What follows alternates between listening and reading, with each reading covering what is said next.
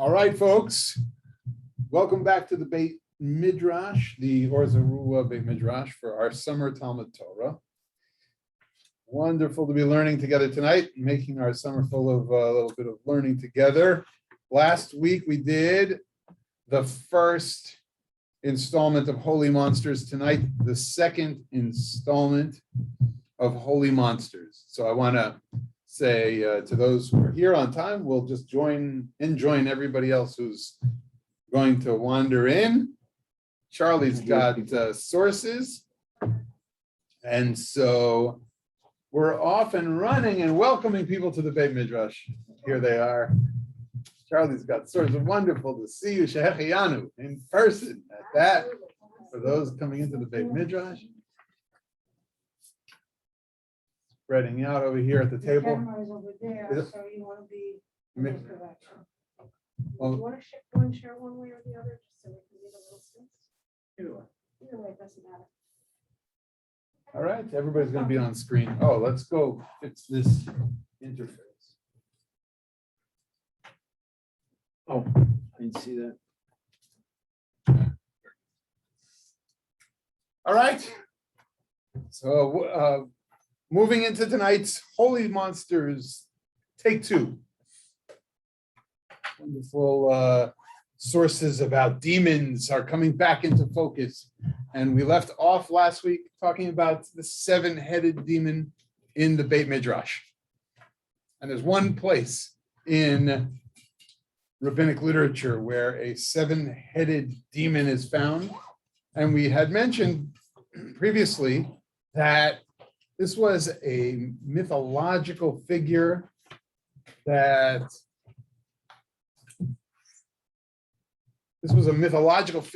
was swirling around in the ancient Sumerian lands. It was in Sasanian Persia, up in that era, in the rabbinic era. It was in Syrian texts before it became, or maybe at the same time that it was in Greek mythology, but we went beyond seven-headed demons as mythological creatures. And we talked about how the rabbis used the demon figure to talk very deeply about maybe fears we had, worries and concerns, just like we mentioned with the great sea serpent Leviathan. That there was a seven-headed demon in Abaye's Beit Midrash of all places. Famous rabbi, he couldn't really educate everyone who came to learn in his Beit Midrash.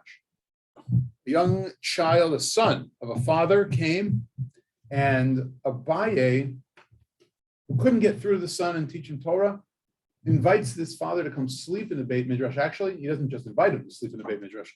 He forces him to sleep in the study hall in order to confront this seven-headed demon that he knows lurks in the Beit Midrash, in the hall of study. What is that demon a symbol for? What does it represent? These are the questions we asked of that literature. We said on the one hand, it could have been very well that the ripe imagination or the ripe sense of reality of certain ancients held that there really were demons that we had to contend with in the world. And on the other level of the text itself, being a text that employs the use of metaphor, employs the use of poetic language, employs the use of all these literary devices, we could see that when he davened, or at least it says when he bowed 7 bows, he cuts off the head of every demon, or of every one of the heads of that demon. He cuts off each head one at a time, 7 heads, lopped off, if you will, knocked out. And of course, this number 7 I mentioned was a very particular number chosen by way of Jewish prayer. It doesn't mean that he spent 7 different full cycles of saying Mariv 7 times. It means that he prayed his Amidah with such kavanah, with such intentionality, that every time he bowed during that Amidah, another head of the demon was lopped off. If I bow once at the beginning of my first blessing of the Amidah, that's one bow. I bow at the end of my first blessing, that's two. I bow at the beginning of Modim in my Amidah, that's three. I bow at the end of Modim, at the closing blessing, that's four. And then when do I bow three times? When I step out of my Amidah. Oseh Shalom Bimromav, I take 3 steps back. Hu Yaseh Shalom. 7 bows that this father figure, not the rabbi in the story, bowed to help Abaye work the demons out of the system, right? We've heard about the gremlins in the system. These are demons in the system. The demon of, I can't contend with your child who has this special educational need. We talked about that as one potential. We talked about the concerns of the rabbis and that there only was maybe one way of doing Torah or understanding Torah, mitzvot and understandings of the Torah text. And perhaps the multiplicity of the Beit Midrash represented itself by the 7 heads, in addition to the 7 pairs of students that might be represented by the 7 heads, 7 pairs of students learning Torah together. And those pairs are in some danger, according to our traditions about demons, those demonic monsters. So that's like from another place in Talmud, we should know that there's all kinds of questions. Are odd groupings of people subject to demons? Are even numbers subject to demons? These are kind of things that people had a lot to say about in terms of numerology, in terms of the numbers of people and the forces that work against us in the ancient world, in Talmudic literature. And this powerful response to this demon, that there could be somebody who comes in and says, no, this is how Torah life is supposed to unfold. You're allowed to have this multiplicity of voices, this multiplicity of chavruta learning, these interpretations that arise through these various students. You shouldn't feel that that's a plague on your Beit Midrash. And it took a father figure to teach Abaye that lesson. And he said, you put me in danger. And were it not for the miracle that occurred, that I was able to bow 7 times and slice the heads off these demons, you would have killed me. And the story ends. The idea that a father should teach the rabbis a lesson is not unfamiliar to us in rabbinic literature. One example that I've given in the past is from not necessarily a Torah culture perspective, a Beit Midrash, a Torah learning perspective, but a marketplace perspective, and or the regular dealings within the world of commerce that the rabbis present to us in Bava Kama. When does a father come to teach us the lesson that the rabbis have to kind of revise their system in order to do things fairly or do things with enough compassion for children, Davka? I have the figure of what's called Avua de Yenuka, a father of a youngster. And that father of a youngster says, what? You're gonna drag my child down to the slave market to assess his value? So when he was injured, we could kind of figure out what kind of loss and compensation he deserves in this accident, in this on-the-job injury kind of reality that happened in the Gemara's discussion. The Avua de Yenuka, the father of the youngster, comes into the Beit Midrash, barrels into the rabbinic court and says, you're not exposing my child to that.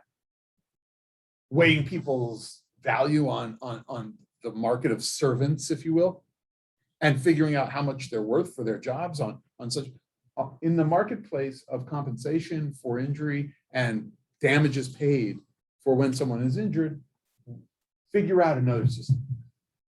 And the Gemara leaves it at that in order to protect the child from having to be exposed. It's kind of like when we say that there was a child involved, say, in a criminal case, and they want the child to come into court and testify, or the child in a family law matter, is protected by the court and not made to sit in front of the entire showcase of the trial, right? That there is a sense of that in Bava Kama and in the more civil law and criminal law sections of the Gemara. And over here, there's spiritual matters taken up by the Father who helps work out the demons. Meir is gonna say, No. you want to say what you were gonna say? Because I wanted to get through. Odd and even numbers. That was a major theory in the Pythagoreans. Whether the odd was a good one and even is good and uneven is evil. So All these notions. Meir is pointing out that in the ancient world, I think there was everything odd and even numbers beyond the Yeah. Jewish people, that they had some relationships to these things. That's very true. Same thing in Chinese culture, that Uh-huh. even numbers, except for 4, are considered lucky, while odd numbers are not. Oh, very good. All these notions that were swirling around were not limited to one place, especially sure. in that era. For sure. There's so much crossover. I'm gonna stick to what I know tonight, and that is, I know these rabbinic sources about demons. So we're gonna keep plugging on. Sound check for everyone out there in Zoom land. Either a thumbs up would be helpful. Is the sound all right? Good. And how about, can you see my screen, Holy Monsters 2? Okay, good. Terrific. Okay, so here we go. That was the Gemara that I just was retold, was Kedushin 29b. And for those of us in the Beit Midrash, that's source number 1 I just went through outside the text. But let's finish up demons tonight as our first order of business here. The monsters we're dealing with are the demonic monsters. And in Brachot already, which we might call the first Masechta, the first tractate of Talmud, because that's where the Mishnah begins by way of our needing to make such order in the world that we have what starts the Mishnah and what begins the Gemara. So the first tractate, if we want to say the first tractate, which we're able to say, already from the first tractate, from early pages, we relate to demons and demonic monsters. Now we'll relate to them throughout our entire history, and we'll continue to use the language of demons in through 20th and 21st century texts. And not just because people believe in spirits, but again, because we do use these as metaphors. And you've heard of skeletons in the closet. Maybe there are some demons that plague us, right? And so that's kind of one level of thinking about these. And then yet we want to see what did some of the, let's say, everyday folk think about in terms of demons. And we might have captured some of their attitudes towards demons in these early texts from Brachot. So Brachot 6a, Tanya Abba Binyamin Omer, it was taught that Abba Binyamin says, Ilmale nitna reshut la'ayin lirot, if I was given permission to see, ein kol bria yechola la'amod mipnei amazikim. If the eye was given permission to see, no creature would be able to withstand the abundance and ubiquity of demons and continue to live unaffected by them. So this text makes a splash in Jewish history. How many demons live in our spaces? You've heard of the Baal Shem Tov, maybe from the Hasidic lore. The way we dispel demons, exorcise them, was to have people invoke names of God in the right order, sometimes writing them on pieces of parchment, sometimes coming to your house and providing you the service of an expulsion, of an exorcism. The name Baal Shem Tov, the master of the good name, was a job description. And he was only one of many in Poland. And Baal Shem, masters of the names of God, 18th century Hasidism, 19th century Hasidism, pre-Hasidism proper, capital H, capital Chet, pre-Hasidism proper, mystical times within Jewish community, that was a time when demons were real, and you needed to invoke at least one way of getting rid of them was to bring in a master of godly names. Professor Emanuel Etkes has written extensively about this in his great work from Hebrew University. He's a professor at Hebrew University who wrote about the Baal Shem Tov and gave us more background than Professor Moshe Rossman even, who wrote about the founder of Hasidism, the Baal Shem Tov, two wonderful books about the Baal Shem Tov, Professor Rossman's and Professor Etkes. And each of them, though, will explain that this was part of the culture that people dealt with. I've told the story before that Professor Etkes, who taught one of my classes when I was studying in Israel, you would walk through the door of the classroom and he would say, as we were reading a book, a hagiographic work, praising the Baal Shem Tov and praising the founder of Hasidism, it was stories that either his family members or his students collected, and we don't know exactly the origins of every one of the pieces of the book, but Shivchei Habesht, which is praise of the Baal Shem Tov, he would say about that work, if you're going to come in today, you're going to read this with me, just remember, you believe in demons. Because this text will not make any sense to you about the founder of Hasidism if you don't understand that this is part of his work. This is what he was hired for when he moved into town. The Chiddush, the new information that Professor Rossman had already brought to the table about the Baal Shem Tov was that, in fact, he was called such a Dr. Baal Shem Tov. They put the term doctor. And since Professor Rossman read Polish and could look through the logs of lodgings and taxes paid in different places in Poland and looked at some of the realia of that area, he saw that Yisrael Baal Shem Tov, who was the founder of Hasidism, this was a job that he was paid for. And here's where he stayed, and here's how much he paid for it, and here's the taxes that people at that time paid. And so we understand more about that reality that unfolded and the power of someone being able to come and do that, not only in the same professional way that other masters of the good name could do to expel your demons, but to give you a sense of soul peace, to give you a sense of release from demonic spirits. Perhaps that's a contributing factor to why Yisrael Baal Shem Tov becomes the founder of Hasidism. Mira. He lived in the mountains for a long time as a young man. He went to the mountains and lived in solitude. And only when he came down back from the mountains, he started that work. And which, as you're talking, I'm thinking that solitude in nature does that. Because in nature, you see that England and Ireland, all these gremlins and all the little creatures and the fairies in the trees and fairies in the water. Nature invokes that. This is not new. So I think that there's a connection there. The connection with nature, the forces of nature, in the sense that there's something there that is energy around you. Mhm. And he spent like a few years in the mountains, that Yeah. I remember reading. Yeah. Those years in the mountains, scholars think that he was in a small cloister, a Kabbalistic cloister, and that he spent very, very, very insular time.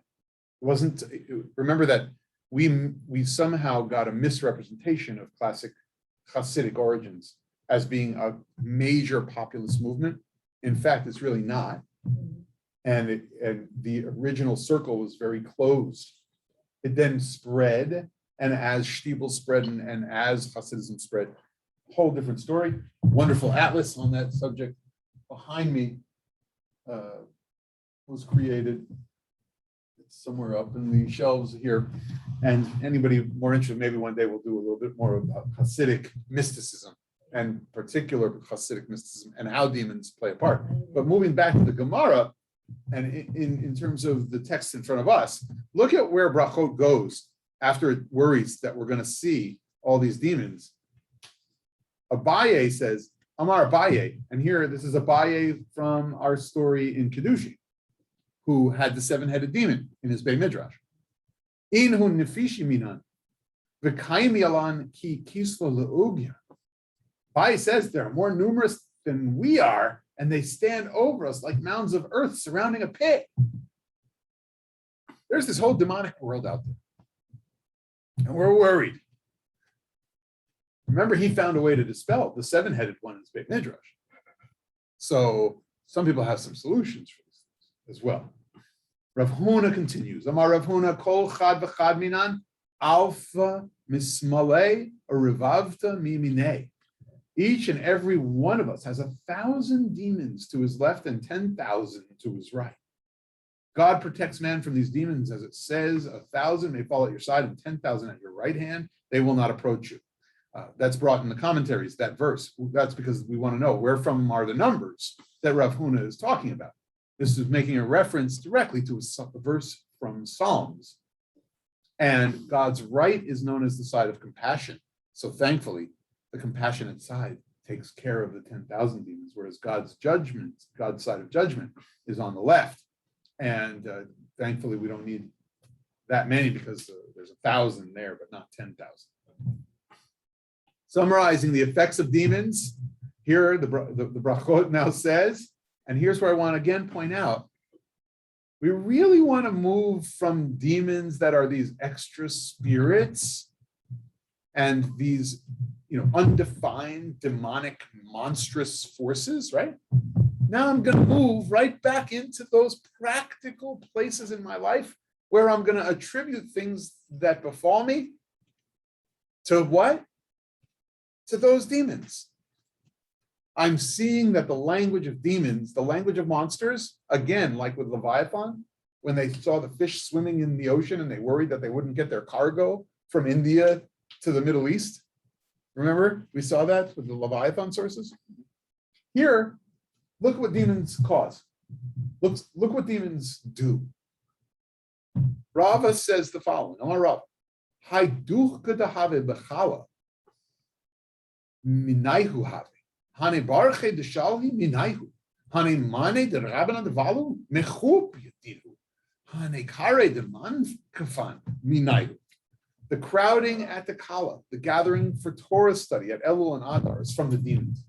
In other words, all these chachamim come together. There's no place, it's a crowded convention. You ever go to a convention? Remember those days? We actually went to conventions.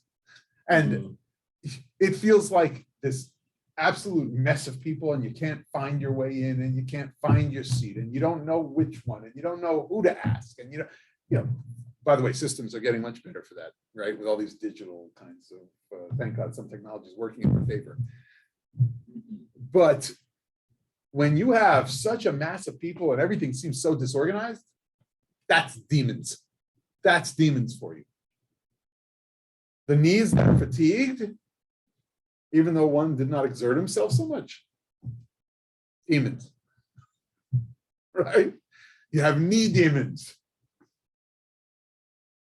The clothes of the sages that wear out, despite the fact that they don't engage in physical labor, clothes wear out, they come apart, they're fraying, the fabric, we thought these things were made so well.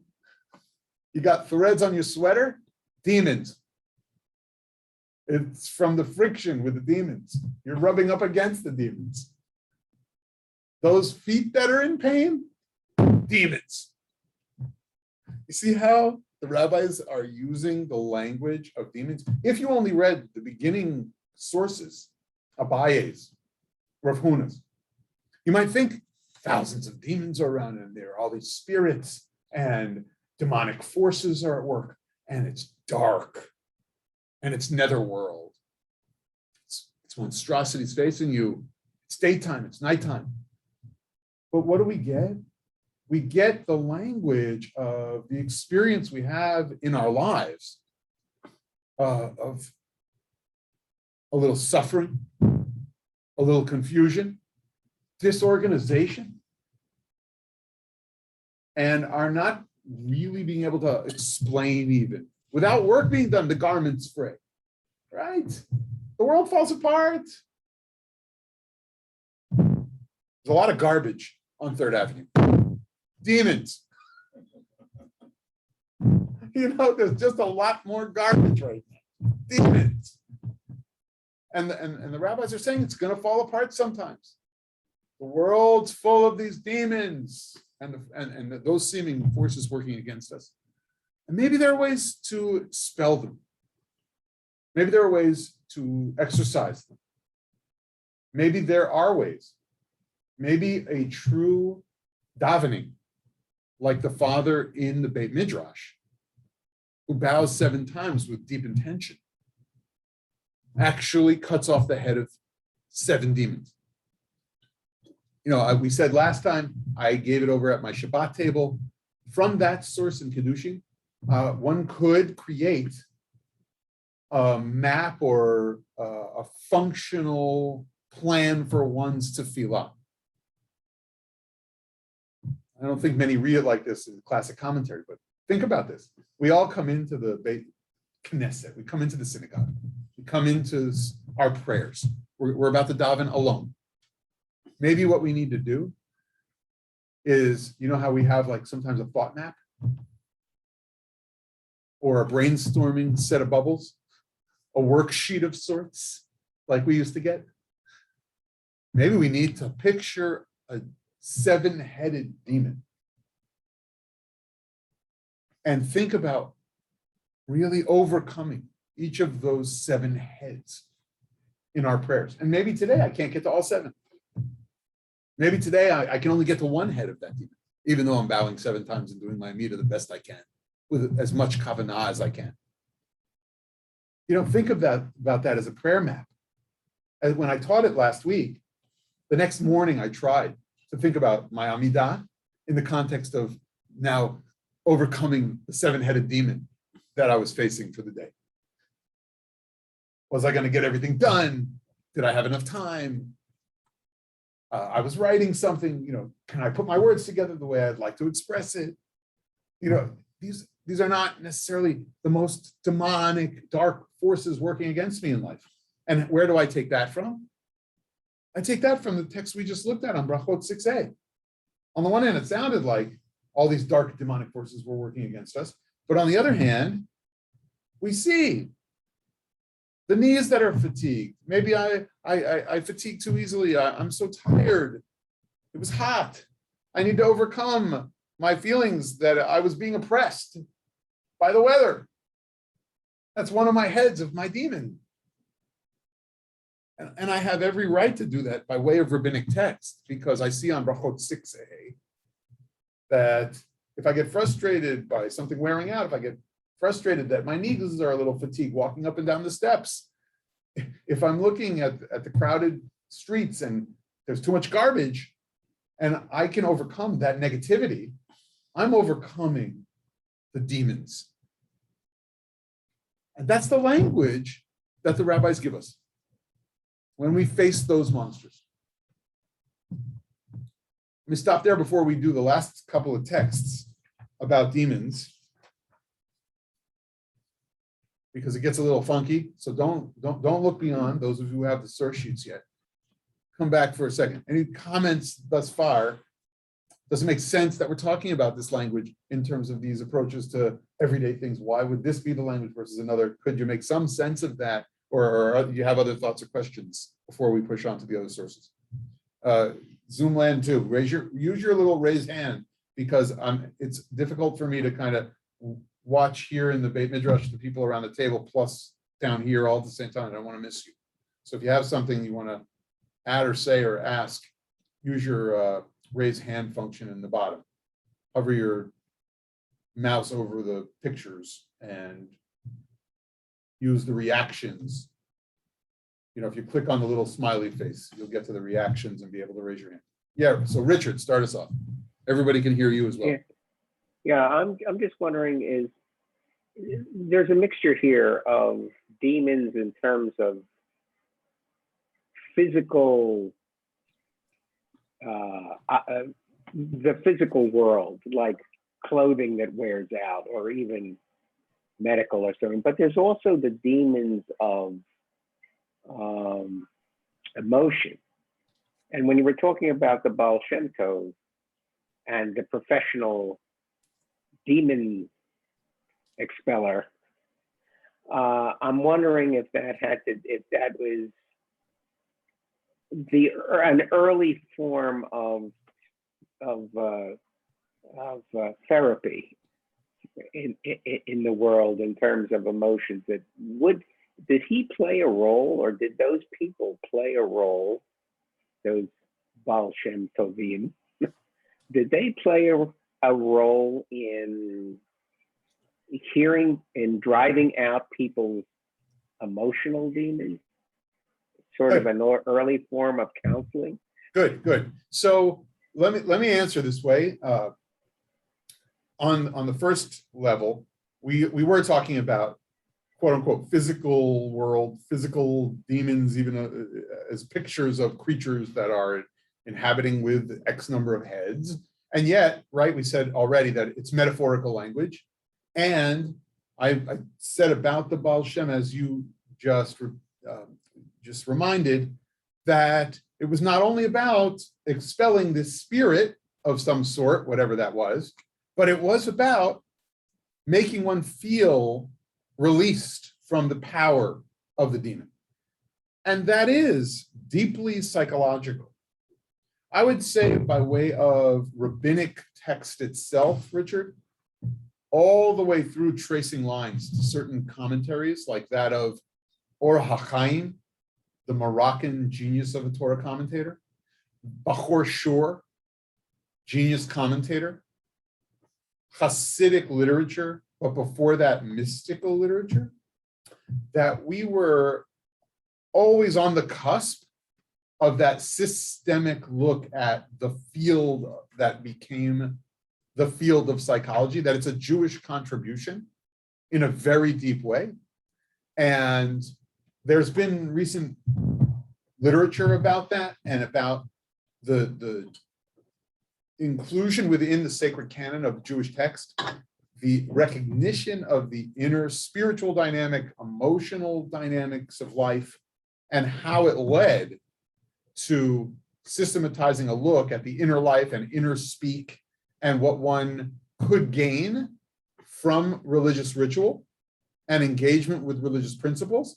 Some took it as far as saying, then religious ritual is simply a salve, it's a pacifier for people who are not emotionally mature or feeling like they need some emotional support and help or psychological help. That was the most extreme statement of a less theological religion giving way to everything is for and towards the healing of mind and healing of soul and healing of body. And yet there are those who very much integrated all of that. And the best integration of all that, as opposed to it being the starting point, I would say is Hasidic text that I've seen that really integrates all of that inherited look at the inner dynamic and the inner life and psychological and spiritual coming together. And where mysticism in the Kabbalah talks about it from a distance, Hasidism went deeper and dealt with someone's inner questions, inner struggles, psychological needs. I'll give you one example, just from a simple workplace. Therapy is always good for you if you're, struggling with an issue.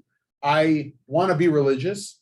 I can't get to the shtibel in the morning for a minyan. I have to leave too early, take the barge down the river because my job for my family is logging. And if we want to afford herring and a chicken for Shabbos, I have to make sure that I actually get it all done. And so Hasidic masters were open to the fact that one could invoke the Mishnah, potentially pray and find godliness within the moments on the barge. Take your tefillin, chop a time to wrap them quickly. And you know what, today, don't worry about the minyan. Might there have been other rabbis as flexible who wouldn't give up on tefillin and davening, who would help you work through the struggle you had not being able to make it? Did it happen before Hasidism? Definitely. In the Middle Ages, Professor Jacob Katz at the Hebrew University traces all kinds of times when Jews had to live among other cultures. He was talking about Christendom. And we found ways to deal with the guilt. Now we know from Rabbi Wexler's work, a little guilt is good. But we also know that too much is debilitating. And so we see these workouts, and part of the language of psychological maturity that we already see is the language of demons and frustrations and coping with what feels like forces against us, and knowing they're out there, and some are of our own making, and some happen because we live in this physical world, and this world that's not a world redeemed. So great way to reframe and restate what we've now explored by way of the texts we've studied. Yeah, Fred. I get most of it in terms of essentially taking evil inclination and just mapping it into different aspects of Sphirot and everything else when the negative thing becomes a demon. So you've got this matching between the two, except for the one line that the clothes of the sages wear out. All of a sudden, it's nothing spiritual, it's nothing demonic, it's actually a physical. And it may just be that there was a lot of unexplained physical things at the time that we now understand. You know, why buildings collapse, we understand a little bit more, as opposed to how come it fell down? We don't know, it must have been whatever. And this could just be a general category for that. Yeah, the observation is very important. And if we're going to attribute it to those demons because we didn't know about physical phenomena, great. Even when we know them, I bet there would be some thinking about this language as being, maybe it's not comforting. And maybe it doesn't explain by way of engineering reports, but a building that falls, such demons working against us, that like they're going to use this language to say that it's a little bit the unexplained, but it's also the force working against us that didn't allow for everybody to get themselves organized. Because if I take the end of that sugya and I couple it with a couple of things and just think about it all and what it's saying by way of human organization. It's probably a demon somewhere in that. Yeah, there's like a demon somewhere in there, and the force working against us is mostly ourselves, right? Not some outside demonic force. And that's the point about sometimes how language helps us cope, how spiritual principles in Gemara and text do help us put a mirror to our faces, put a mirror to ourselves as individuals and societies. Great. All right, let me show you these next texts because they get a little fun and crazy. And these are really, I'm including them because they're a little fun and a little crazy about the demonic monsters in the midst. And so we're gonna push through these so we can spend time with the next section of text. And I'm gonna just push you through these. You should see the screen now. Again, Sfaria source sheet up on the screen, those on Zoom. Source number, for those in the Beit Midrash, source number 6 on the 3rd page. One who seeks to know that the demons exist should place fine ashes around his bed, and in the morning the demon's footprints appear like chickens' footprints in the ash. One who seeks to see them should take the afterbirth of a firstborn female black cat, born to a firstborn female black cat, burn it in the fire, grind it, and place it in his eyes, and he will see them. You're going to see something if you do that. I'm not sure exactly what. He must then place the ashes in an iron tube sealed with an iron seal, a gushpanka. That's what we call like one of those wax seals or a signature. Lest the demons steal it from him and then seal the opening so he will not be harmed. Rav Bavai Bar Abai performed this procedure, saw the demons and was harmed, and the sages prayed for mercy on his behalf, and he was healed. Thank God, because he did this crazy stuff that somebody said was the recipe for actually seeing a demon.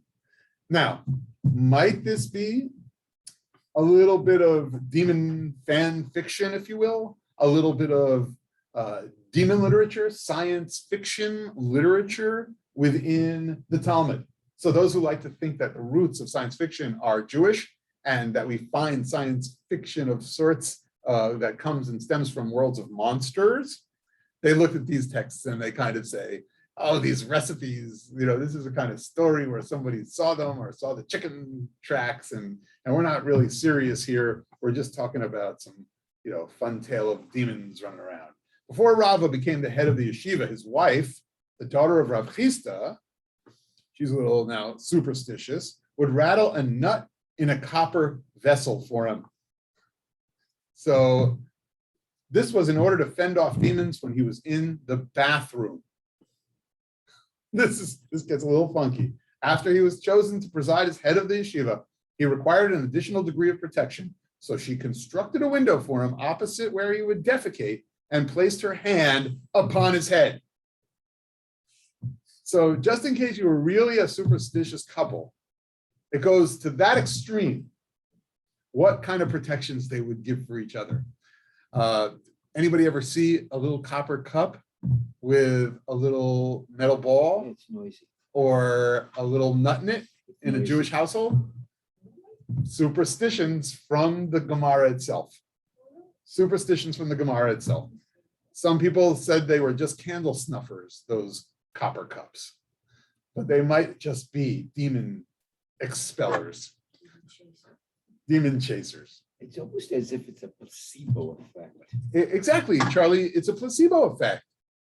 That's what superstition is in our minds.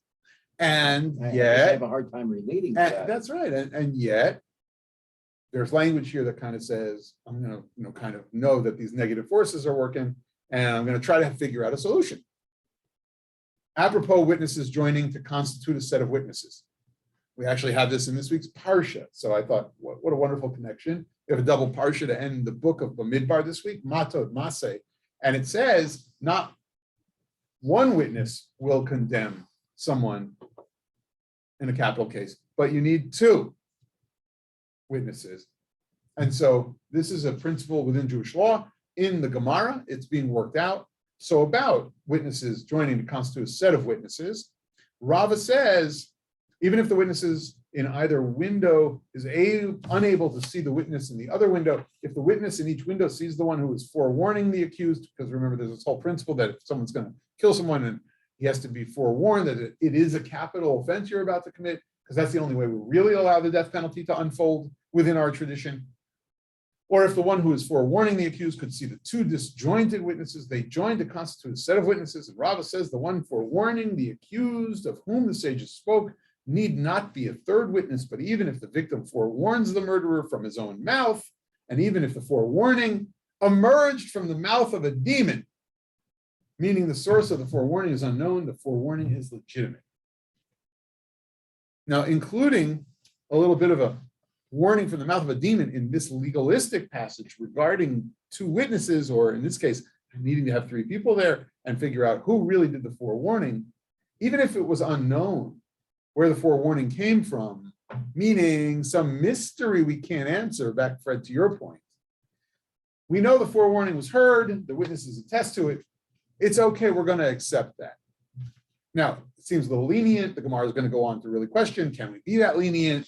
Sources will question, can we be that lenient with some other outside unknown force giving a forewarning? And if you're really talking about a capital case and they'll not allow for such an unknown force, and the doorway into not allowing for it is, you can't depend on a demon.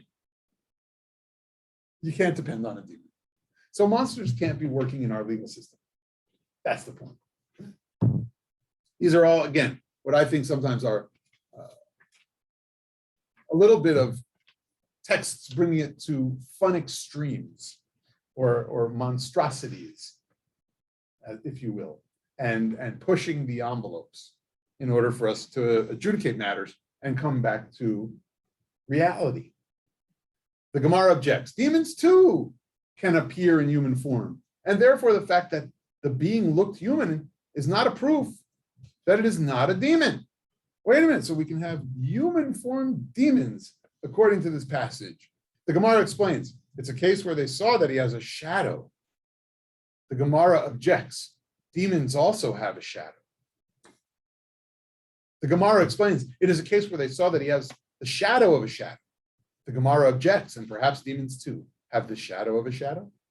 Rabbi Hanina says, Yonatan, my son, taught me that demons have a shadow, but they do not have the shadow of a shadow. Shadow So shadow of a shadow is kind of like when you have that sunlight's coming and you have the shadow cast and there's yet like what looks like a secondary little shadow beyond that in a different tone of gray.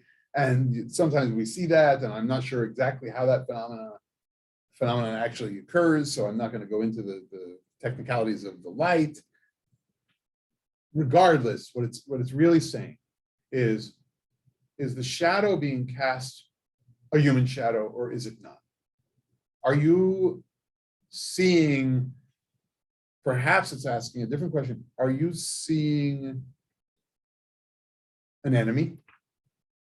When it's discussing someone in the context of Gittin, are you seeing someone we can rely upon? Is this really the person who witnessed it? Is that person really there casting a shadow? Or is it just a demon? It's just a force. Now, this language of shadows will become language that is important in a different literature about a different monster. A little foreshadowing before we get there. Hope everybody caught that. Foreshadowing. So we'll leave it at that. When a person might be a demon, presenting itself as a person, then it creates paranoia. It's interesting you say You that. cannot trust anyone. It's interesting you say that because that actually reminds me, Kind of speak up so we Okay. can. to follow up on what you said, the idea of demons masquerading as humans, it quite reminds me of how in Ethiopia, how the Beta Israel historically were believed to be werewolves that were that would masquerade as humans, basically were hyenas, and that was a major pretext for persecuting them there. Wow. Brings us to the werewolf part of the night. Michael's bringing us to the werewolf part of the night with the Beta Alpha Jewish community in Ethiopia being called werewolves. Well, we're hyenas. but- Or right. And or they were also called, I believe they were seen as fierce nighttime beasts. Yeah, that would be true. They were associated Like with witchcraft. lions as well as hyenas. Possibly. I knew hyenas because they're seen as like scavengers and they're seen as Yeah. unclean animals. But So, this notion that Jews could be called beasts within the culture of monsters, even definitely a piece of the plot here in hold out for next class. So good, thank you for bringing that forward. Demons are composed of elements of fire and air, according to source 10. And that's all I want to point out is that they're dealing with what kind of elements are these monsters made of? And that will inform also the next set of texts that I want to bring and discuss. And then finally, the Midrash Tanchuma has 3 layers. I'm not sure what layer or level this is by way of the earliest, middle, or later rabbinic period. But that evening, he led him to the netherworld and showed him the wicked ones whom the demons were smiting with brands of fire and who were crying, woe is me, and none had mercy for them. And so there's this angelic guide through the netherworlds, and this becomes a little bit of a way that we explore worlds beyond our own, and demons are smiting people with brands of fire, and those who are in Jewish purgatory, those who are in Jewish hell, are being smitten by demons. Now, is this early borrowing from Christian images of either Armageddon, some kind of hell picture that's coming into context? There's a lot to say about this particular midrash, but that's just to say there are seemingly demons that are represented that you could kind of draw out here in comic book form, if you want to talk about comic book form, that look like netherworld creatures that do slash you and burn you and bash you with fire. And so I just want to bring you back that monster picture before we completely agree that the demon language was really a language of the negativity, what we don't understand, negative forces, confusion, and a non-redeemed world, and seemingly like we needed to get comfortable both expelling them in this whatever physical form Tanhuma this midrash brings, but also in our mind's eyes, as we were discussing before, that it's really about psycho-spiritual work to release ourselves from any kind of demonic hold. So that is the last source I wanted to deal with demons. And before we move on to the next section, the next monster, comments, questions from the Zoom land and the Beit Midrash. So if you want to raise your hand, again, use your reactions, raise your hand, and I'll call on you in the Zoom boxes. Ira. I think it's so handy to be able to blame demons rather than blame other people. And very healthy in a way, you know, rather than hurting another person, you can blame this demon and then turn around, you know, sort of refreshed to deal with whatever you actually have to deal with. I also thought it was interesting, this idea that demons don't have a shadow, the shadow doesn't have a shadow, that they're somehow less consequential. They're annoying, as opposed to people or other things that actually have that depth and would be able to cast a shadow of a shadow and are deeper. You know, that demons, they're not so important somehow. That's a really cool interpretation of the shadow and the shadow, and how, yeah, the demon maybe has one job and does this one thing, but people really can get into our fiber in that way, and Right.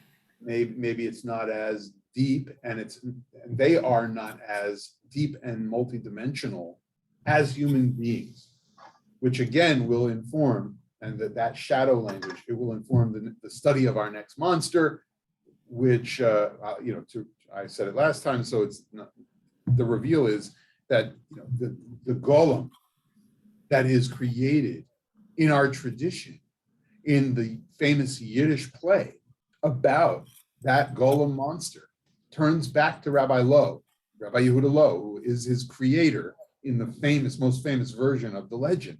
And he says, but I am not even a shadow of a shadow. So that is where that language comes into play. As I mentioned, our next monster, the golem. But before we go on to the texts and the images I have brought for you in that vein, and to look at that next monster, last licks here on demons. Okay.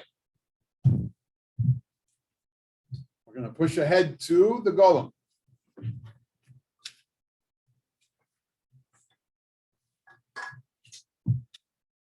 So you see here on the shared screen, you don't have the packet yet in the Beit Midrash, so everybody's seeing this for the first time. You see here that the golem has made the comic books.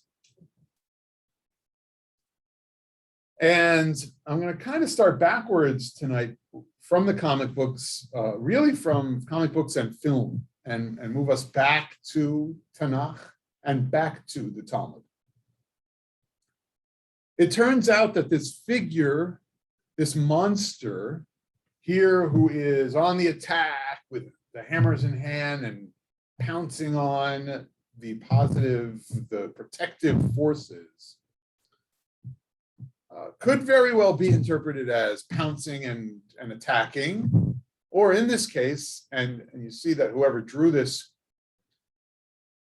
obviously didn't know that Hebrew went the other direction.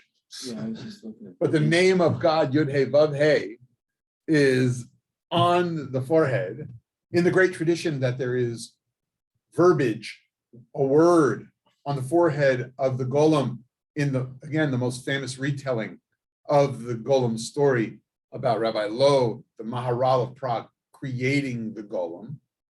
That word was, by the way, not told to be Yud He Vav He in the most famous version, the name of God, that name of God, though there are versions of the story that do use names of God and not the most famous word, which is Emet, Aleph Mem Tav.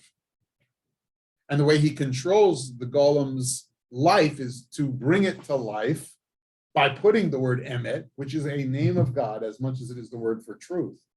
And when he wants the golem to be just the lump of clay that the golem is, he erases the aleph or smooths the clay, and the mem and tav is left in the golem's head. And that is the word mate. That is the word death or dead. But this golem figure as on the attack, or look at the picture again, defending something, because now if I suggest to you that it's either on the attack or it's defending something, and I ask you to make the argument, which one is it? And you could really make either. The idea of the golem is that it at first was created in order to protect the Jews of Czechoslovakia, of Prague, of Bavaria, against anti-Semites who were running wild and committing murder, pogroming against the Jewish communities at that time.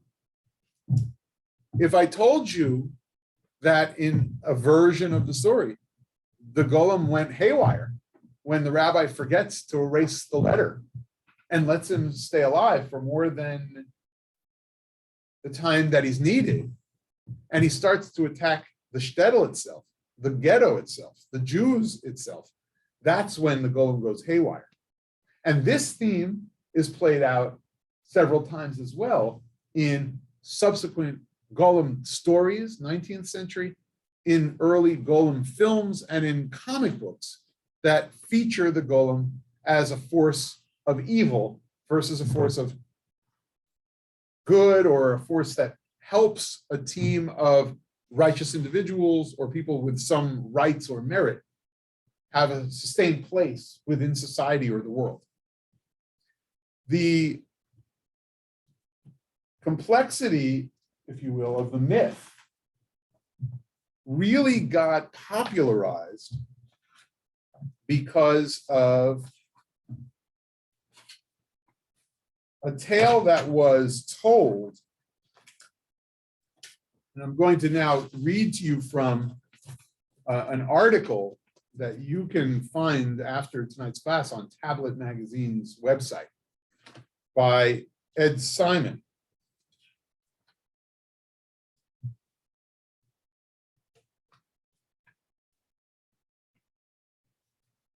The golem's tale, long before the Maharal of Prague, was around in medieval Jewish folktales that were replete with golems,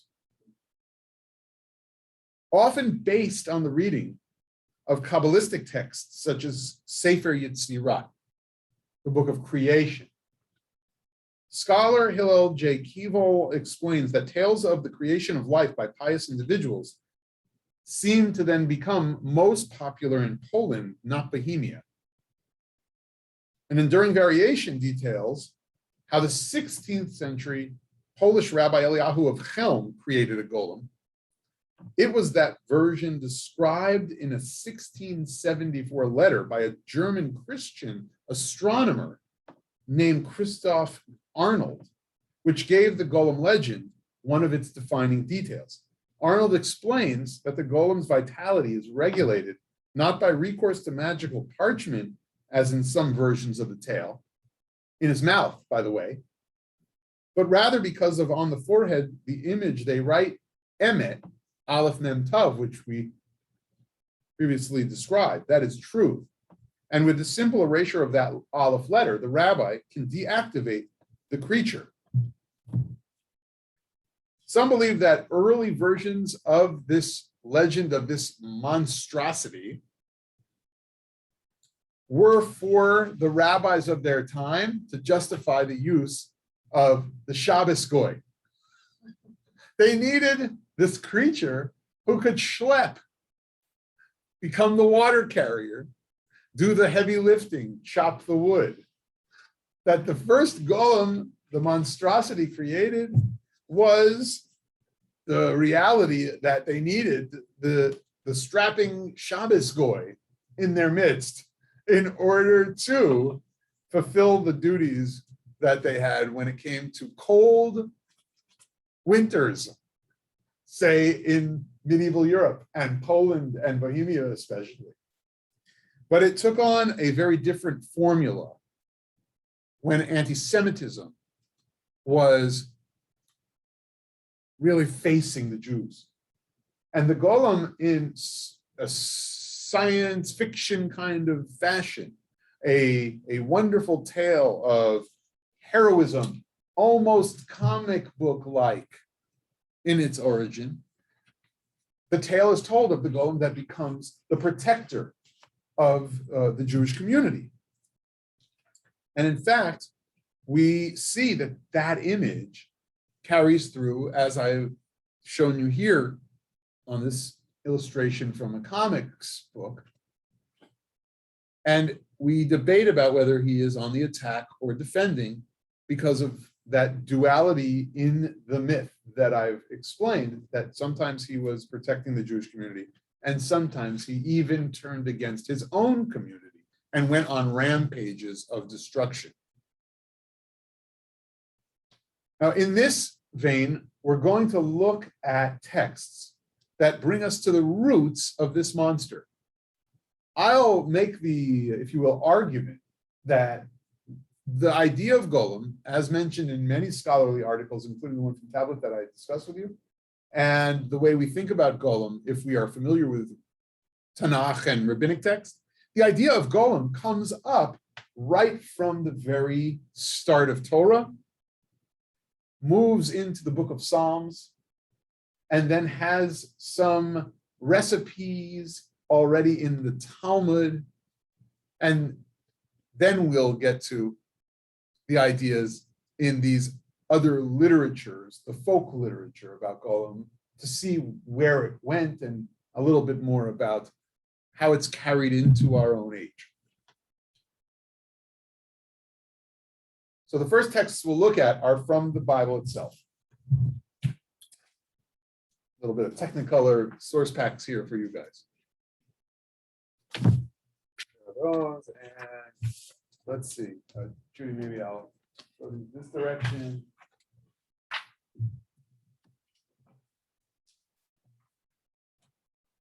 Okay, so in Genesis 1 is where we might see that there's kind of a golem being created here.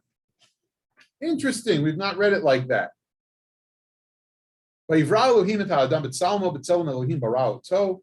God creates human beings in his image. Zachar nekeva bara'u tam, a male and a female. God blesses. Vayvarech otam Elohim vayomer lahem Elohim pru ervu milu et haaretz v'chivshuha uradu degat hayam v'of hashemayim l'chol chayat haro mesed al haaretz. So there is a blessing to be fertile and multiply after male and female are created in chapter 1. And so it seems like ex nihilo, there's creation, something from nothing, and male and female are created along with all this other stuff. But how did God actually, what was the recipe? Chapter 2 of Genesis.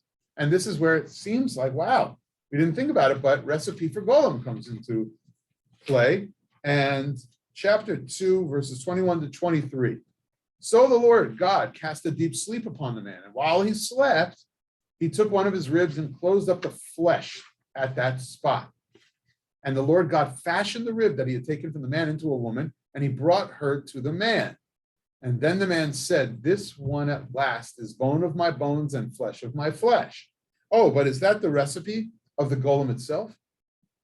The Golem story actually will be about a recipe that includes more clay and mud and earth and water and elements that are not necessarily of the male's body. The Golem we know from our tradition, from our folk tradition, from Prague, from Rabbi Lowe, that will be a golem that has the same kind of elements that we saw in the part of the creation story that deals with the earth God took, the dust God collected.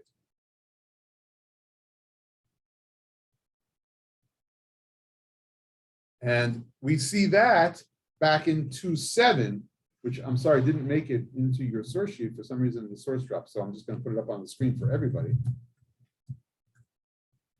Genesis 2:7 will say, and the Lord God formed man from the dust of the earth. He blew into his nostrils the breath of life, and man became a living being. Now, from the dust of the earth sounds more like our recipe when it comes to our golem.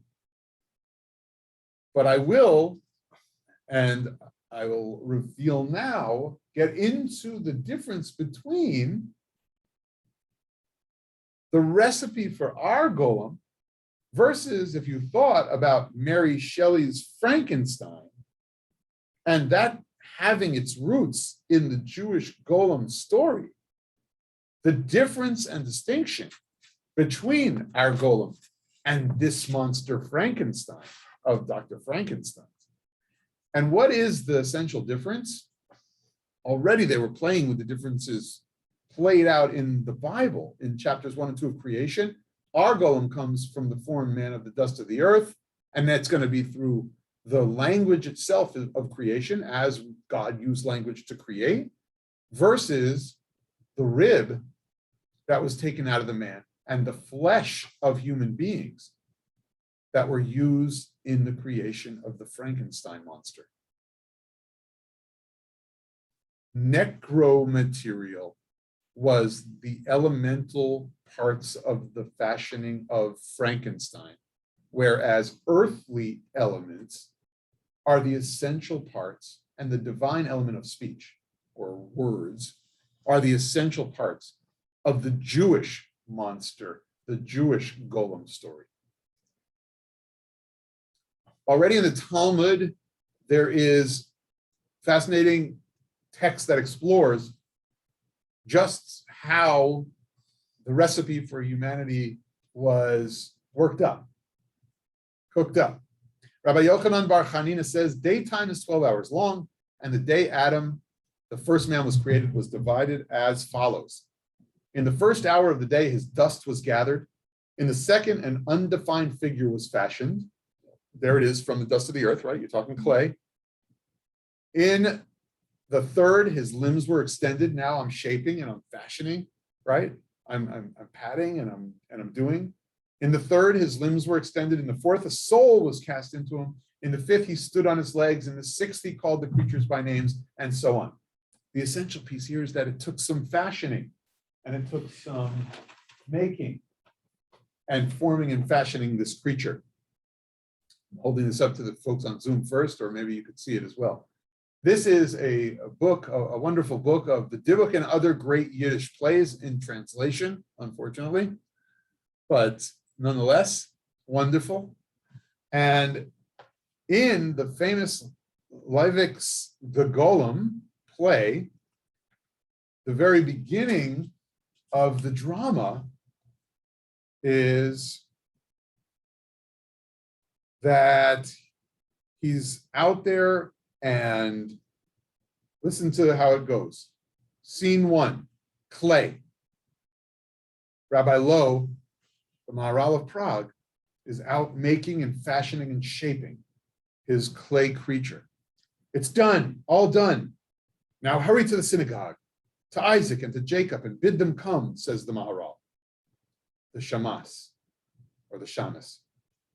And should I stay there, Rabbi? Yeah, stay in the synagogue. But Abraham, remember, lock forever in your heart the secret that you were privileged to know. Let no one ever hear of it from you. Forever, Rabbi. And do not tell them yet that all is done. They must see it for themselves. The day begins to dawn. Hurry. Yeah, we've got time here. We've got hours being defined. Yes, All is done and darkness covers all. The hour of wonder comes with the day. And as I look upon this great frame that has been shaped and kneaded by my hands, I can descry his shadow striding here, the shadow of a being breathing life. So you see, this kind of later Yiddish theater would pick up on this notion of defining this process of the creation of Adam, which is this parallel, or at least this potential power that we humans want to harness to create the golem, the monster of our own. Historian and philosopher Moshe Idel argues that we may describe the golem's creation as an attempt of man to know God by the art he uses in order to create man. Or as Victor Frankenstein describes it, the desire to pioneer a new way, explore unknown powers, and unfold to the world the deepest myths of creation. Yet, deploring the scientist's arrogance, Frankenstein's monster implores his creator to remember that I am thy creature. I ought to be thy Adam. So our Psalms were the first place to use the golem root. Galmi ra'u einecha, va'al sifrecha kulam. Yikatehu yamim yutzaru lo echad behem. Your eyes saw my what? Unformed limbs. Galmi. It's on the bottom of what is page 7 in your packet. Bottom there. This shorish of golem is in the Psalms. Though it wasn't in the book of creation, in the book of Genesis, the recipe and the methodology was there. Both methodologies. The golem, our golem, and what will become Shelley's. The Psalms say that the golem are the unformed limbs, and that God breathes life into those unformed limbs. Here, the word golem, as the lexicon of the Hebrew and English Bible, Hebrew Bible puts it, the golem is an embryo, as well as in the Psalm 139, my imperfect substance, or my form without life is another way to say that. And so the holy tale of the golem was a tale of breathing life into clay for the Jewish people and collecting, like with the rib for Mary Shelley, with the Frankenstein story, the idea of harnessing creative power and using a certain set of materials that the Bible already laid out as being the recipe for creation that God put into play. We, again, are worried. The golem here, this Marvel Comics, the thing that walks like a man. It's representing technology in a certain way, or creativity gone awry. And the move through folkloric presentation brings us to the origins, if you will, of monsters and horror stories. And so if we were tracing the roots of what we consider to be today monsters in the movies, we might look very well at our golem story as that very, very monster mother, or the mother of all monsters, or the father of all monsters, in order to understand what happened. Before we get into another Talmudic text that's going to also investigate this notion that the rabbis were using the idea of creating some animate golem-like figure to explore our own powers of creativity, the limits of what we might want to create, the dangers inherent, and the possibilities inherent as we harness creative power and force. Let me stop the share and take your comments and reflections and questions thus far. Meira had something in the Beit Midrash here, so she's going to try to speak loudly enough so that you can hear in the microphone. It's about the language, the word golem. In normal Hebrew, and you probably know that when you call someone a golem, it's kind of derogatory. In modern. That's, in yeah, golem, modern. like a lump of something, no weights, no nothing. So it's not a nice thing to be called a golem, like standard like a golem. But what's more interesting is that the word chomrei golem, which is raw material, the word is used for raw material, chomrei golem, same root. And also the verb legalem, like an actor, legalem dmut, in form.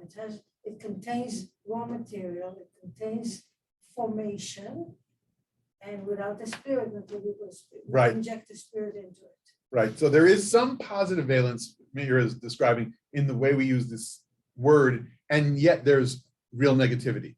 If I call someone a golem in modern Hebrew, I'm like calling you, I guess the equivalent, just to use the G again in English, is like you're a gomp.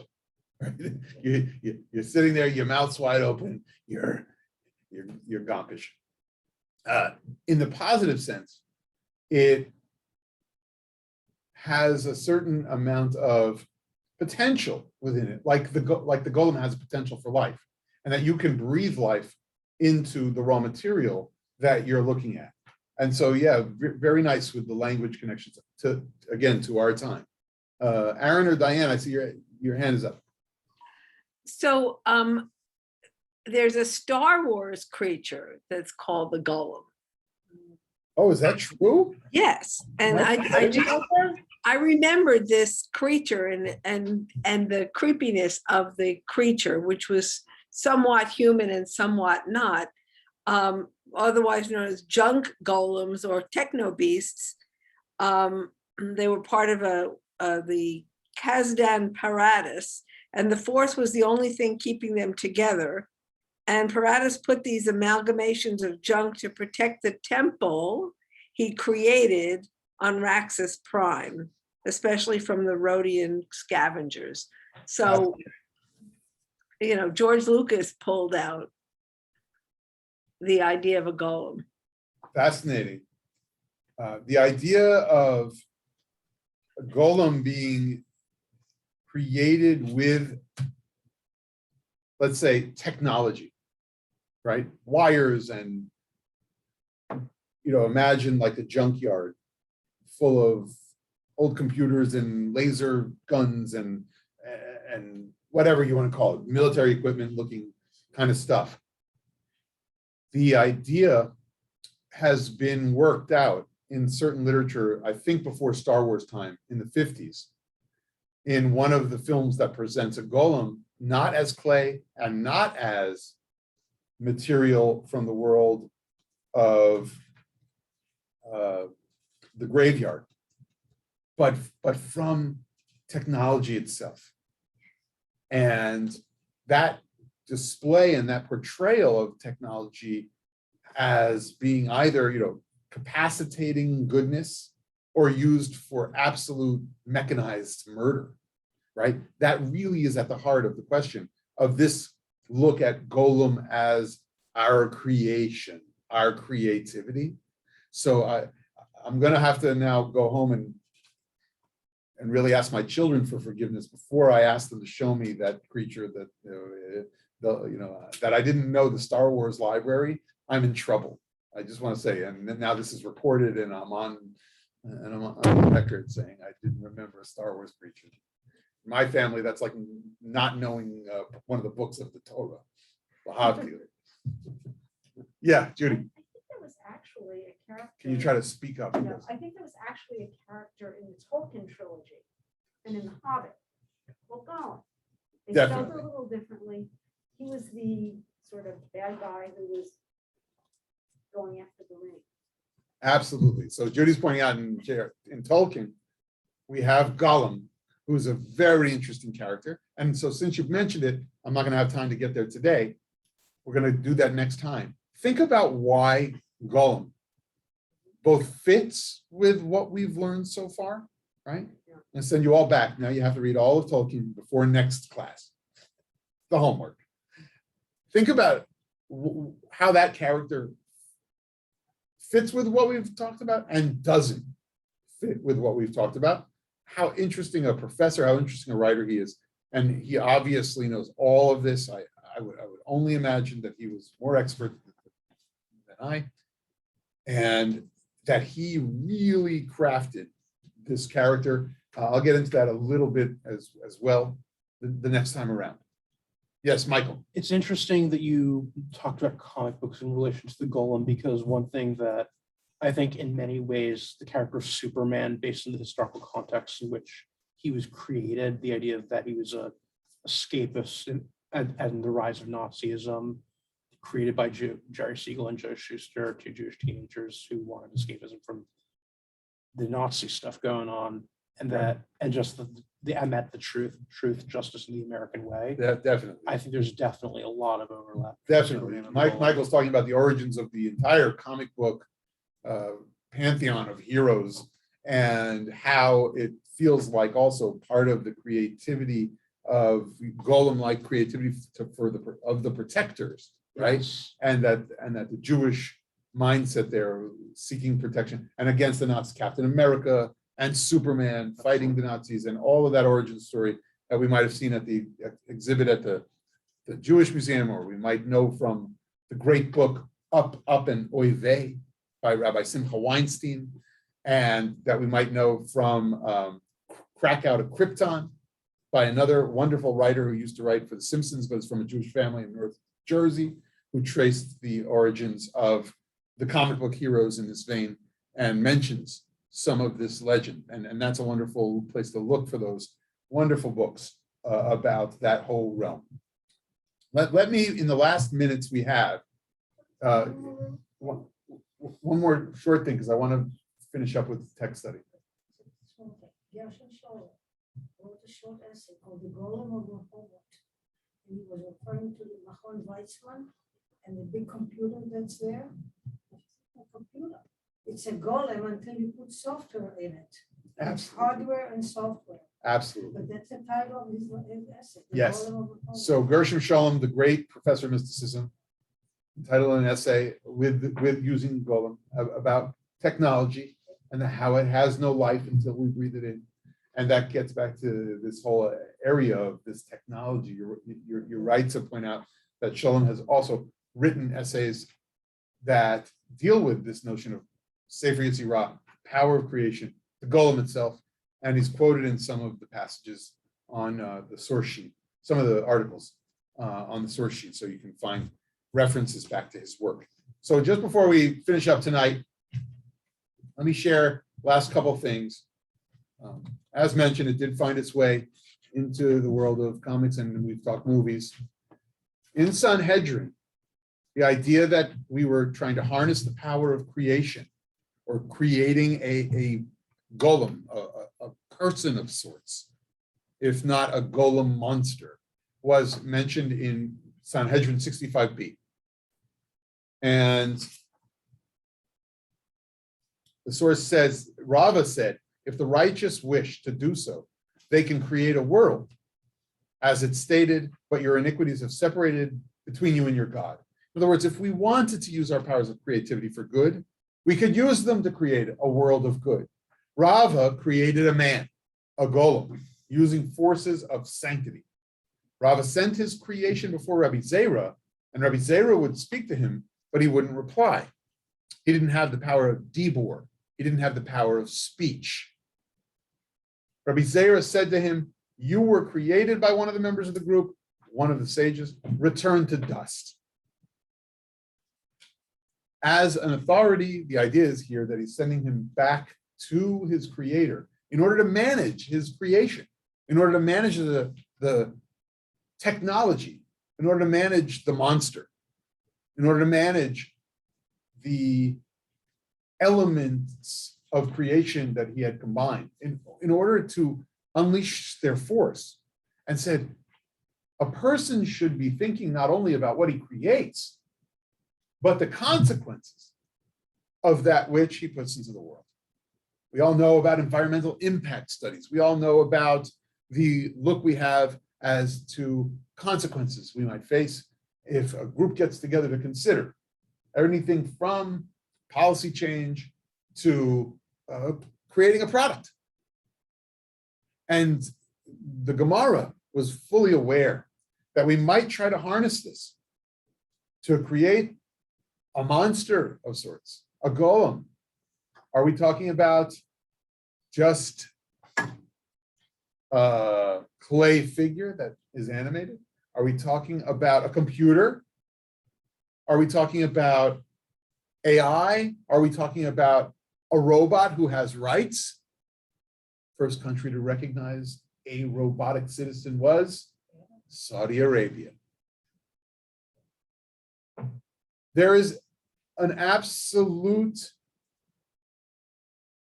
warning within the Gemara itself in rabbinic literature that says, I don't know what to do with you. I'm sending you right back to the one who created you. And on that rabbinic text, we'll leave it and we'll finish up with Golem sources and the Golem figure next time that we meet in the Beit Midrash. Great learning with you tonight. Aaron, share. You have something, or was that Diane again? No, that was clapping. Oh, Yeah. thank you all. Great seeing you. Great, thank you. Thank you. Real pleasure to learn with you. Thank you. It's very good. Thank you. Thank you.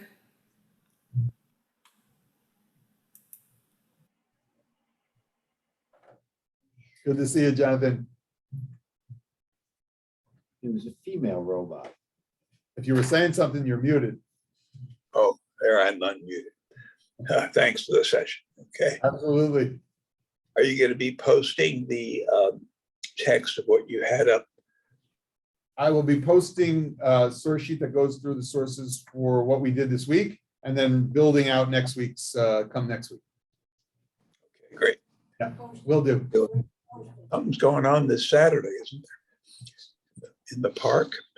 Yeah, Shabbat, well, we have Shabbat services in the morning, and then at 4 o'clock, just a little bit of a get together for for whomever would like to come. If you'd like to stop by, it'd be great to see you in person. And we just say shalom, we throw a frisbee, we share a drink. Relaxed, very relaxed. The location will be indicated on the website. Yeah, but do you know the Great Lawn? Yeah. We like to stake out on the Great Lawn, or just beyond the Great Lawn, there's a pintum. There's a little bit of a place where there's a picnic table and some pine trees. So it'll come out. The other side, yeah. Okay. Yeah. Okay. All right, good. We'll see what- if I can talk back. Okay. I'd love to See you see later. you. Take good care.